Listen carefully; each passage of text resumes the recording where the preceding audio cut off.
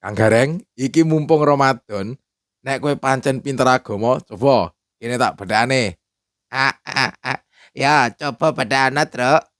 Ya, coba sebutno rukun Islam kuwi apa wae? Ah, ah, ah. Ngerti no aku. Siji, syahadat. Loro, salat. Telu, poso. Papat, bayar zakat. Loh, kurang kuwi. Kan ana nomor 5, munggah haji. Ah, ah, ah. Iya, aku ngerti sing nomor 5 kuwi munggah haji kanggo sing mampu. Ning saiki ngono wis angel kok, Truk. Loh, lah angel kepiye, Kang? Ah, ah. Siji ki regane wis larang tenan.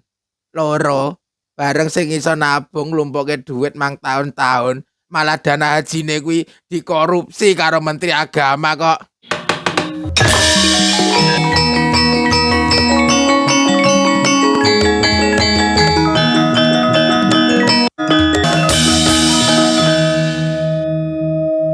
Wah, iya ya Kang Gareng. Pancen jaman saiki kelakuane menungso ki marake jin setan wing gumun kok.